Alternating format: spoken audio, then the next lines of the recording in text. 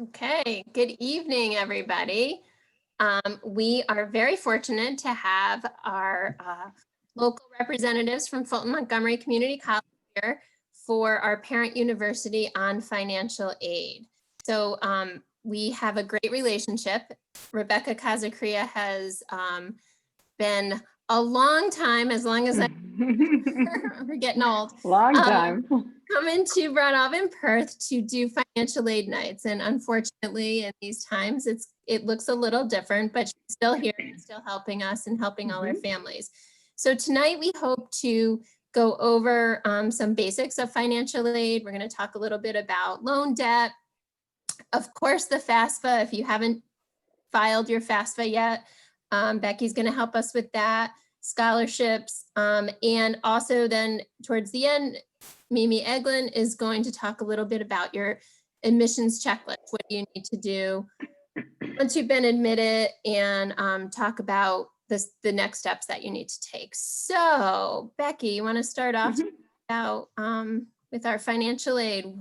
What's available for college? Sure.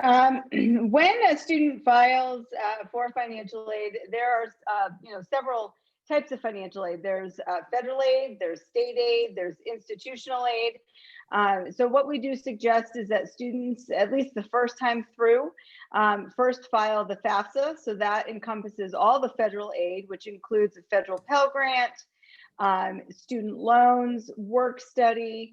And then we tell them to, if they're going to stay within New York State, to file the New York State TAP application. So that takes care of the New York State TAP award. And then also when it's available, and it's available only at certain times, which is the Excelsior application for those students who are attending a New York State SUNY or CUNY school. So those are the three main applications to cover the majority of federal and state aid. But colleges often have their own applications to apply for institutional financial aid. So for instance, our foundation has a lot of scholarships. We have a foundation scholarship. So we ask students to fill out a very simple application. But other schools might have a different type of process. So you want to make sure that, when you're looking at all schools that you're applying to, that you check out exactly what it is that you do have to file in order to be eligible for all those types of aid.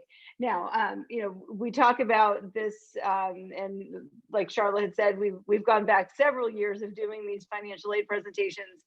And although we would love for every single person to come to FM, we understand that sometimes you're looking at other schools.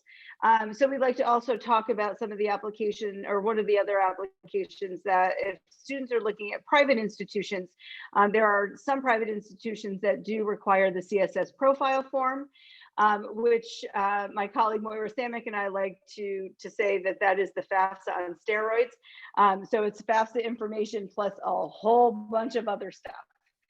And all of the applications that I was talking about before, the FAFSA, the TAP application, the Excelsior application, institutional scholarship applications, those are all free, but the CSS profile form you do have to pay for. So we like to make that point because we talk often about don't pay anybody to fill out any of these forms, but the exception is the CSS profile form.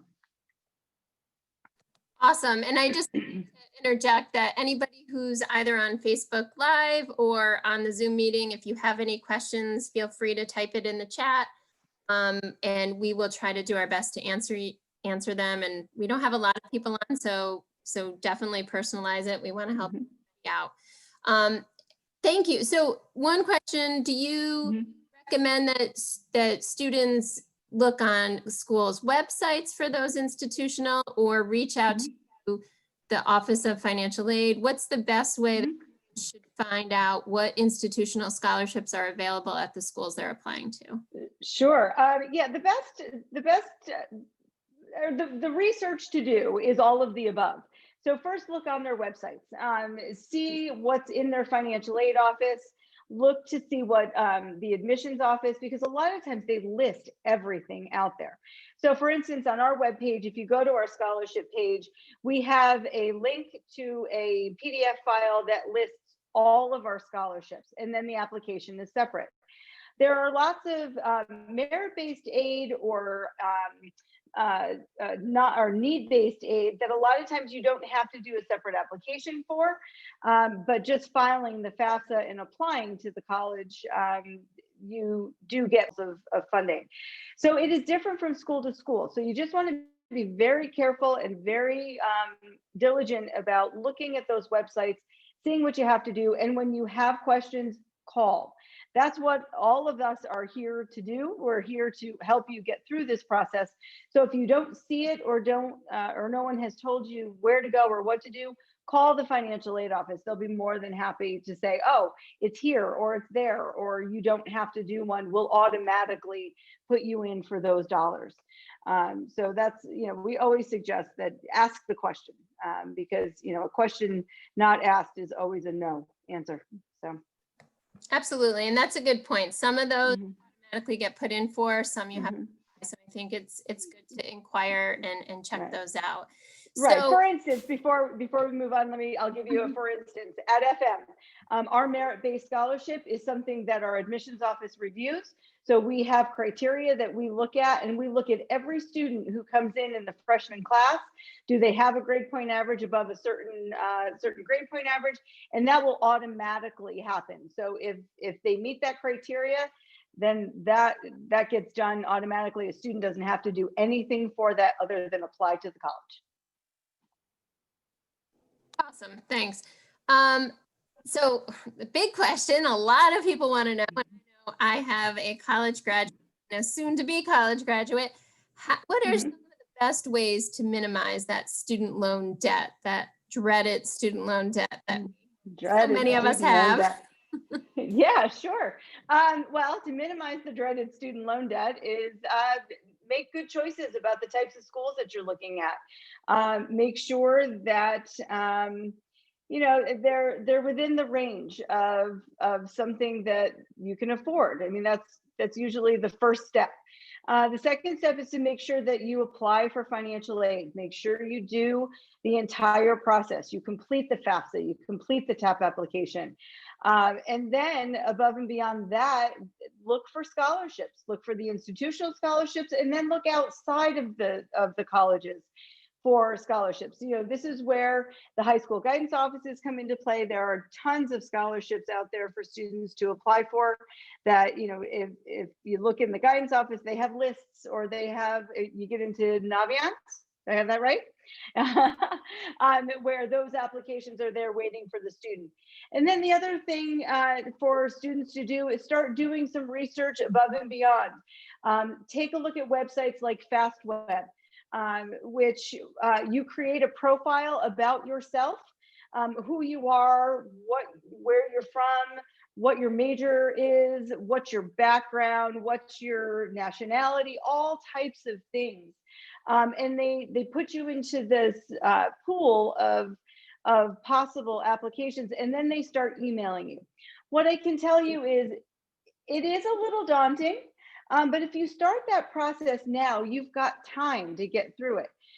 You might have to write an essay, and you might have to write an essay for 5 applications, but it might be the same type of essay. So create an essay about, somebody that you admire, and then you might be able to change that in just little ways. So ny.gov, which is the New York State Higher Education website. They have a lot of information out there about scholarships, or just Google. If you Google things like if either yourself or someone in your family has a cancer, which is a tough thing to work with, but if you go to the American Cancer Society and you type in scholarships, there may be there's a long list of scholarships of donors who have been in that same situation, who now have a foundation or now provide a scholarship for a student or a family member who may have been suffering from certain types of cancer. So you have to take your personal characteristics and take a look at that. If you're going into a major that's predominantly female or predominantly male or whatever it is, search those things. And like I said, it can be daunting and it can be a lot of work, but in a lot of cases, we've had students receive some decent dollar amounts, even if it's $500 to help cover your books for a semester. That, although might seem like a small amount, but that's one semester of books you don't have to pay for. So that's a good thing. It's always a good thing. I agree. And anytime you can use any of your debt, it's always helpful. Also, checking with your parents, the parents' place of employment, union have a lot of scholarships. So those are always great places to look. And I follow like several different sites on Twitter, scholarships.com and things like that. Twitter is also a good place that you can kind of sometimes pick up some scholarships you didn't know about. Do you want to talk a little bit about the FAFSA has a new app and a little bit about the FAFSA itself? Oh, yeah. Sure. The FAFSA has an app, which is really actually kind of neat. I'm kind of in that generation where we try things, but we might kind of shy away from that kind of stuff. But last year we were at a high school night. The high school nights, I miss those. And we were having problems with the internet or the computers. There was something going on. We weren't really sure what it was. And I said, hey, can I grab your tablet? And I downloaded the app. And that app is so nice. So what it is it allows you to get on there and you can kind of swipe through things. It's called, and then I'm going to try to pull it up, and I'm sorry that I'm kind of stuttering right here. But the app kind of gets you through it kind of quickly, and it's really kind of nice. And it lets you scroll through some things, and it is nice to have it on your tablet. You can use it on your phone, and it really gets you through that FAFSA pretty quickly. It's actually a little easier to do it on the app than it is to do on a computer. So, if you have the opportunity to use the app, definitely go for that and do that. But the FAFSA, free application for federal student aid. Again, the first word is free. Please do not pay anybody to do that form. There haven't been a whole lot of changes with the FAFSA. So you need a copy of your 2019 tax returns, your federal 2019 tax returns. You will need dates of birth, social security numbers, and first and last name of whatever's on the social security card to get that FAFSA done. The student and at least one parent need to sign using the FSA ID. So a lot of these things haven't changed, but for first-time parents, it's all new to them. So the FSA ID, you're going to need to set up that ID and password to be able to sign the FAFSA, and also to be able to get out to the data retrieval, which allows you to pull in all of the tax information into the FAFSA. We do highly suggest that you use that data retrieval if you can. There are a couple groups of people who can't, but we do suggest that you use that because it cuts down on a lot of paperwork on the back end. If you get chosen for what's called verification, we do require a verification worksheet and copies of the tax return, but if you pulled everything in using the data retrieval, all of that tax information is right there already. So we won't have to collect any additional papers from you. So that makes it good. And then the TAP application, a couple things with the FAFSA that we found out this year. If you go into the FAFSA and you start the FAFSA and you don't finish it, after I believe, and I think Moira was here, and if she's still here, she can hop on and correct me. I think it was after 30 days. If you don't go in and finish it and sign off on it, then it will go away. And that's something that hasn't happened in the past. It was always kind of there, but if you don't finish it, it will disappear. So we want to make sure that you get in and you complete it and you sign it and you get everything done. The other thing to know is that right now, for any parents who are filing the FAFSA for next fall, make sure you're doing 21, 22. There is a 2021, 45 days. Moira just answered us, 45 days and it disappears. So 21, 22 is out there in 2021. So the 2021 FAFSA is for anybody who is planning on starting in the spring. So whichever if you're starting just the spring semester, you want to make sure you do the 2021 FAFSA. If you're looking at next fall, it's 21, 22. So we just want to make sure, because there's 2 out there, we want to make sure you do the right one. After the FAFSA and signing off with the IRS data retrieval is the TAP application. And the TAP application has gotten a little finicky this year. They're double checking everything, but they're also allowing you to sign online, but you need to have your driver's license. So your driver's license number for the students and the parents, that's how you're signing off on that TAP application now. And if it doesn't get signed or something happens, the TAP application is kind of hanging out there, and they're estimating TAP awards, but then they kind of disappear. So you want to make sure that you're getting that TAP application, you're going through it all the way the first time. I mean, there are opportunities out to fix anything that goes wrong, but it gets a little harder. Excelsior application doesn't open. We kind of don't know when that opens. The state kind of announces when it does. So we make sure that we put it out on all of our social websites, and we make sure that the high school guidance offices know when that Excelsior application opens as well. So we make sure students get that. As for any other application that any other school is requiring, just double check with their financial aid offices. They'll give you the deadlines and everything that they need.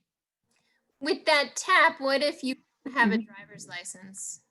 Like many of my students, even seniors, don't have driver's license yet. So okay, you can print off a signature page and you can sign it. And then what they like you to do now is they want you to scan it and upload it and send it in. So opportunities. And again, I just want to remind people that we have sent out and we have posted in our senior Google Classroom the video that Becky and Mara have created. So it's awesome. It's super thorough. It's like over an hour about the FAFSA. So check that out. It's good. We did have a question. Oh, sorry. That's what I was going to do. There was a question. I was going to read that question. Go ahead, Mimi. Go ahead. For the institutional scholarships and aid, should you wait until you've been accepted to the school before researching and applying for what they offer? Be accepted? No. Apply and apply and apply. As soon as you put an admissions application into that institution, start applying for everything you possibly can. Yeah, there's no reason to wait. It's a process that goes along together. It's not one before the other. So you want to make sure that you're filing for aid as you're filing for admissions, because what happens is after the admissions is done, everything catches up. So you want to make sure that you're in there and you're right at the forefront of all of that. I think there was one more. Hold on. Okay. Oh, a thank you a thank you from a viewer from the live stream. You were very helpful with my son, Christian, who attended your high school. I will never forget your kindness. That must be for you. Oh, that's nice. Very nice. So Becky, is there anything before Mimi kind of goes over a checklist that you feel like any of our listeners need to know about financial aid? I think the thing that we always like to tell people is with this process, it's a little scary. Like the students are going along and they're applying and they're so excited and they're applying for admission and they're doing everything they can. And we know that the parents are sitting in the background going, how am I going to pay for this? So, our advice is make sure that you're getting all the applications done and getting them done as soon as you possibly can. The second thing to do is ask the question. There are no crazy questions when it comes to financial aid. There really isn't, unless you're asking me what's the name of my student. I mean, that one, But after that, after name and address, there are no crazy questions. And we want to make sure that parents know and students know that they can call us. We are your community college. So you can call us with any question that you have all through this process. If it starts to get a little more specific to another college, which again, we hope it's not, but if it is, we'll say, hey, we can't answer that question because of X, Y, and Z. But as the general process is going through, if at any point in time you have a question, you call us, you email us, you text us, however you need to get that question answered, smoke signals, however, you call it, let us know. Because we'll be more than happy to answer that. We want to have you get through this process with as little scariness as possible. And if we can help you do that, then our job has been done. There's another question. Oh, good. What happens after you file the FAFSA? And what do I learn? Oh, I'm sorry. How do I learn what grants I am eligible for? Sure. After you file the FAFSA, in 5 to 7 days, if you're filing online, it is sent to the schools. You will get the parent and the student will get an email saying it's been processed, and there'll be a link for you to go in and look at the processed FAFSA. We get what's called an ICER. Once we get that ICER, and once schools start developing financial aid packages, they will send you either an email or a physical piece of mail that says, we've gotten your FAFSA. So for instance, at FM, we send you an email that says, hey, we got your FAFSA. This is how you get into your electronic account, and this is what we need. So there may be some additional paperwork, or it may just say, hey, congratulations, here's your awards. Here are your awards. So, the colleges will tell you what you're eligible for based on the paperwork that you've done. And then at that point, that's when you can start talking to the schools about scholarships or work study, which is a job on campus, or is there anything else I can apply for? Or that's when you start looking at your outside resources to help fill that gap of whatever it is that you've received and whatever you need to have in order to pay your bill. A couple of things on kind of both ends of the spectrum in your experience. I often tell my students when they're applying not to look so much at the sticker price of a college. Often what you actually end up paying isn't necessarily what that sticker price is. So I think that's important, that it's okay to go ahead and apply. It might, for example, my daughter's college is like $60,000 a year. We do not pay $60,000 a year for her to attend, and that's tuition, room, and board.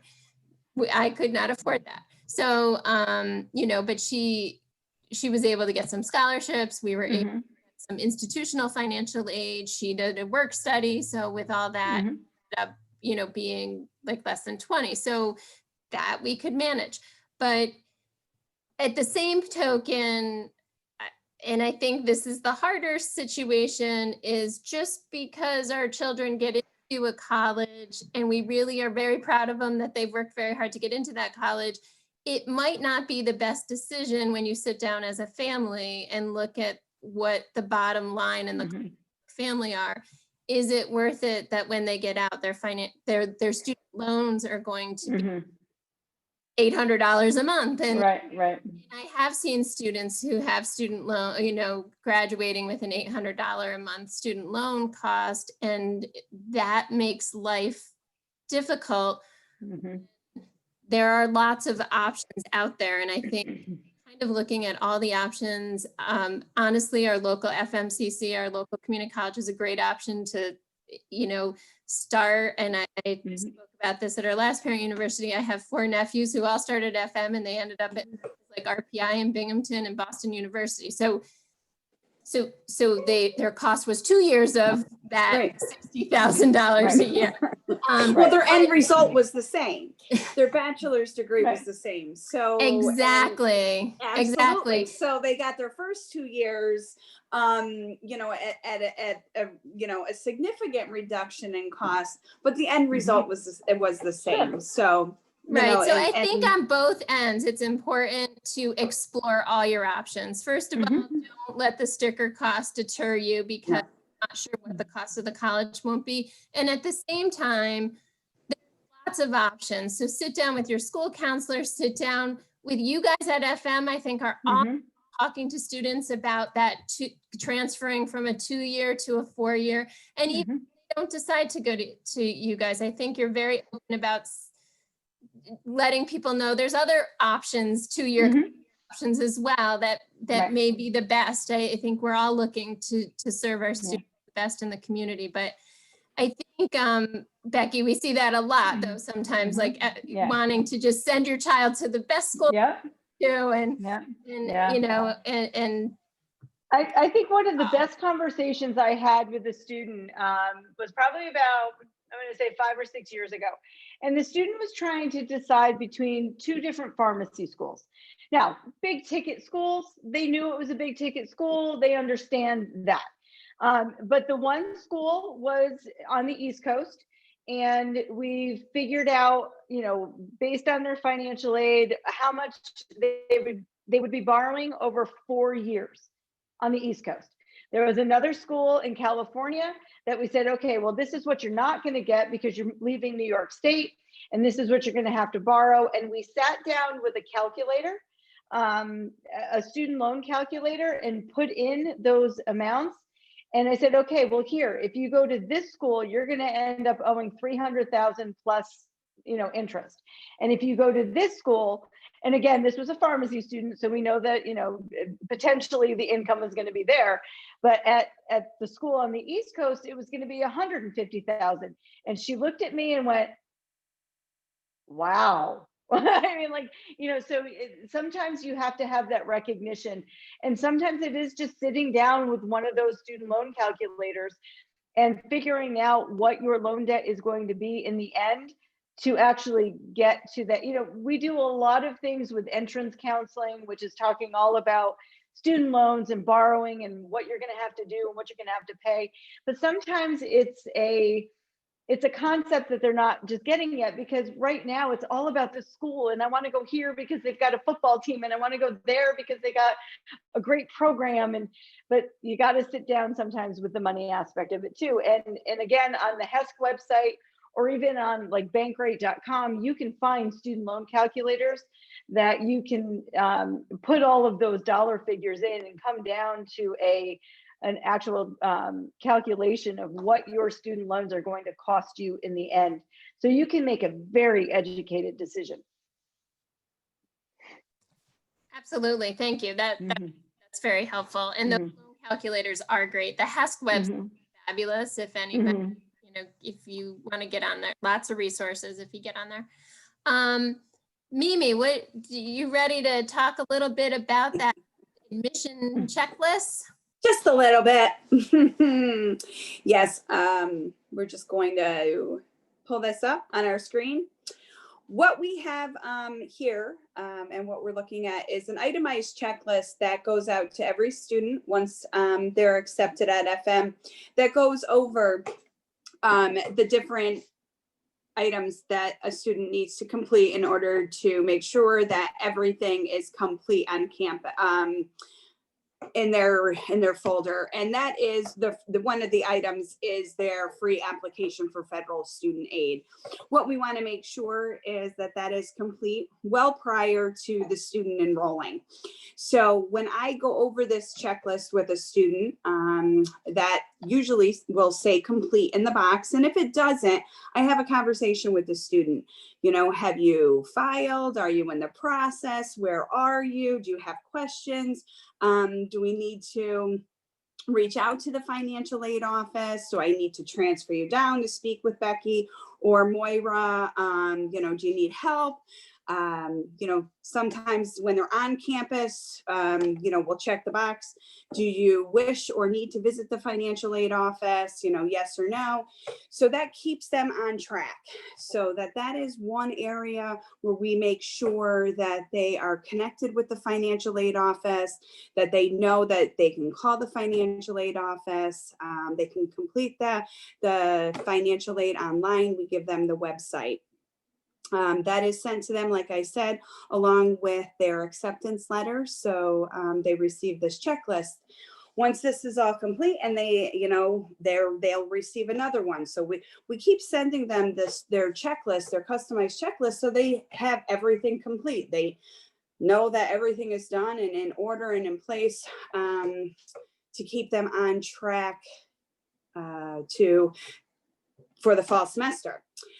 When we get them enrolled for the fall, and I call them and get them an advisement appointment, a telephone appointment. Once that advisor gets them enrolled in classes, they ask them that question. Do you have questions for the financial aid office? And if they do, the advisor lets the clerical support know to when they send the email that they do have questions for the financial aid office. So there again, now the financial aid office kind of closes that loop. And then the financial aid office reaches out to the student again to make sure that, you know, if they have questions, is there still some outstanding information that they need to collect from them, so that everything is in place and ready for them to start in the fall semester. So we just want to make sure in our office that we're working with the financial aid office. You know, we work hand in hand with them. Always, we're constantly on the phone. We're working together to ensure that the students' financial aid is in place well before the semester starts, so that they can get everything set and their books and their computers and everything that they need to be successful on campus. Questions? I think we had one. Let me see.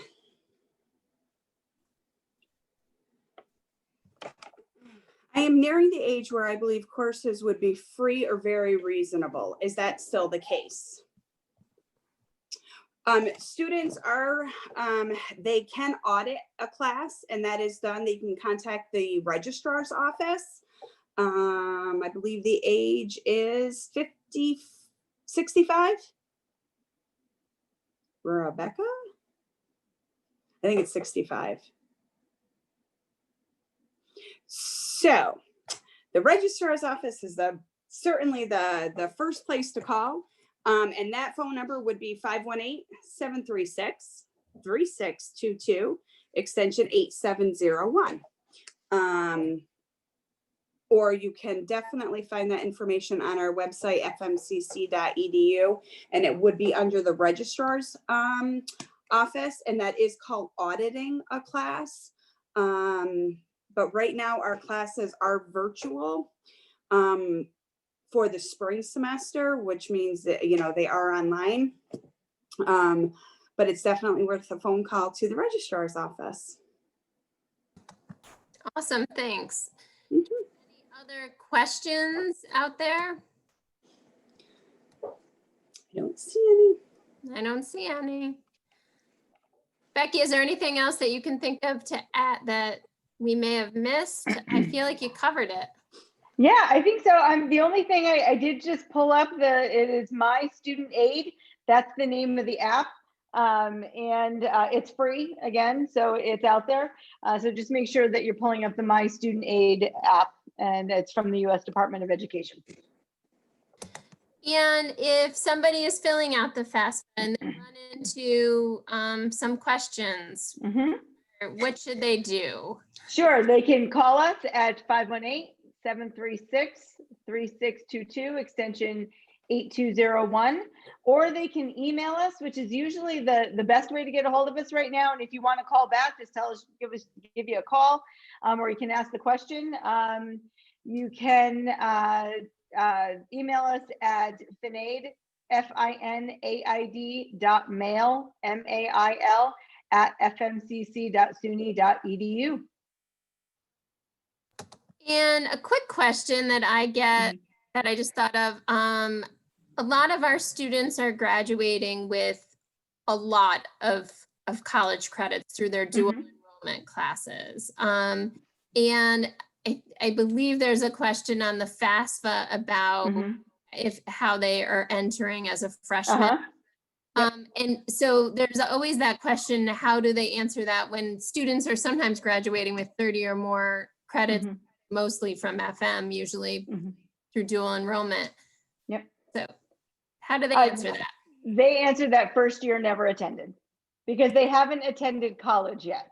So they're not matriculated, they're not, so they are entering as a first year never attended. I said the right thing, so that's you did say the right thing. Yes, you did.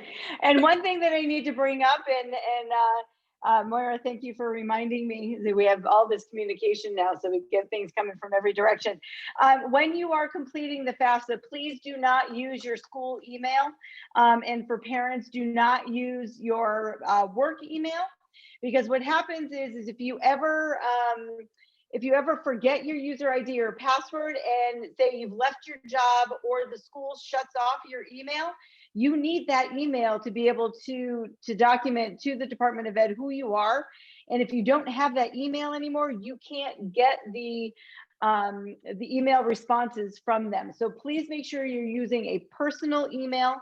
Or if you don't have a personal email, then create one on a Gmail or a Yahoo or whatever it is that you need to do, but do not use your school email and do not use a work email if you can avoid it at all costs. We have another question. Oh, go ahead, Mimi. And the question is, how much does it cost to attend FM? How much does it cost to attend FM? For the academic year, and that's these things are in writing, so I tend not to commit it completely to memory, but you can attend FM for less than $6,000 for the entire year, and that's including no financial aid, no scholarships, nothing. We are incredibly affordable. I worked at a 4-year private school that was incredibly not. So we like to really toot our horn as far as being incredibly affordable to getting all of those basic courses that you're going to need to take in any college that you go to, your Englishes, your maths, your social sciences, all of those, and for under $6,000 for the academic year, that we're a pretty good bargain. Absolutely, you definitely are. I think that's it.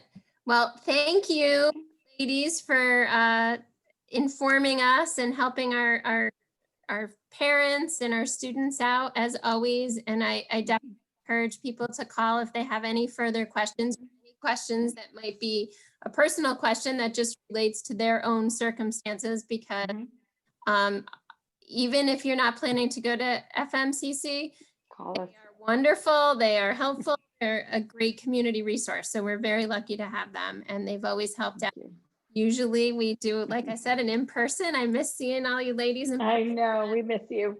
Hopefully this will be over soon. So thank you so much for helping out. Thank you. Yep. And we will see you soon. Okay. Bye. See ya. Bye-bye.